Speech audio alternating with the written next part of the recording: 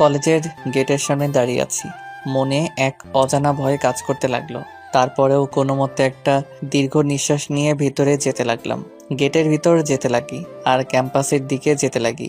ঠিক তখনই দেখলাম সেখানে কিছু ছেলে মেয়ে ভিড় করে আছে, আর আমি চিৎকার চেঁচামেচির আওয়াজও শুনতে পেলাম। তাই আমিও সেখানে চলে গেলাম আর দেখতে লাগি ভিড় করার ঘটনাটা কি।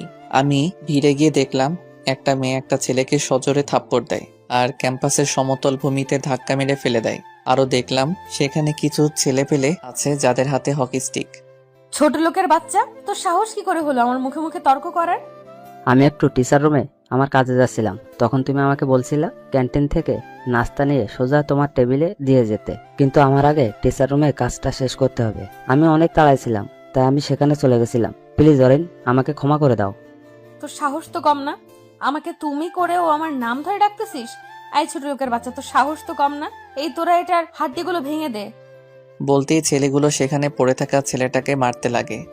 এই ছোট লোকের বাচ্চা, যখন আমি কিছু বলবো তখন যদি তোর হাজার কাজ থাকে সেটা বাদ দিয়ে আগে আমারটা করতে হবে, বাকি সব পরে, বুঝছিস? আর তোর সাহস কি করে হলো আমাকে তুমি করে আর আমার নাম ধরে ডাকার? আমাকে আপনিও ম্যাম বলে ডাকবি, বুঝছিস?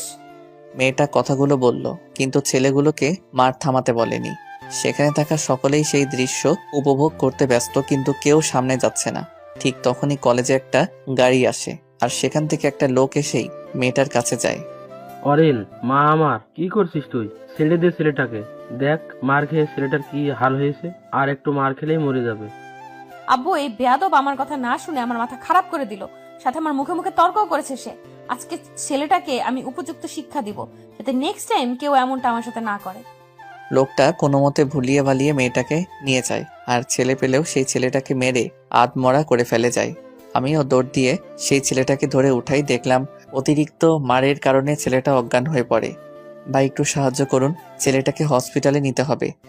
তখনই একটা ছেলে এসে আমার সাথে ছেলেটাকে ধরে ও আমরা দুজনে মিলে ছেলেটাকে হসপিটালে নিয়ে যাই।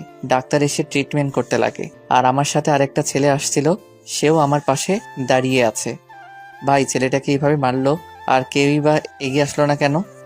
আসলে যদি কেউ এসেই ছেলেটাকে বাঁচানোর চেষ্টা করত, তাহলে সেই মেয়েটা যে যেত তাকেও ছাড়তো না।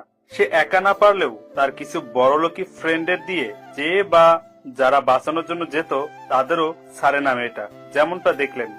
কেন ভাই, মেয়েটা কি কোনো গুন্ডার বোন বা মেয়ে নাকি যে এমন করে বেড়ায়?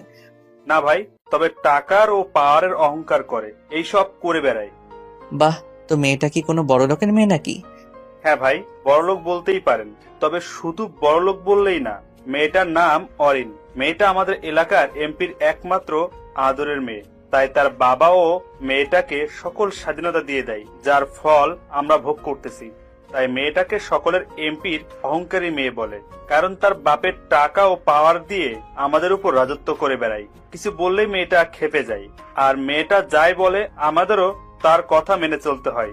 যদি কিছু করতে যাই তাহলে মেয়েটা তার বাপের পাওয়ার দেখিয়ে প্রিন্সিপাল দিয়ে আমাদের চুপ করিয়ে দিবে। এমপি তার মেয়ের সকল অন্যায় কাজকেও প্রশ্রয় দিচ্ছে। কেউ কিছু করতে গেলেই এমপি তার পাওয়ার দিয়ে সকল কিছু সামলে নেয়। তবে এটা কিন্তু ঠিক না। মেয়েটা বেশি আদর দিয়ে বাদর বানিয়ে দিল, আর এভাবে চলতে থাকলে তো কেউ শান্তিতেও থাকতে পারবে না।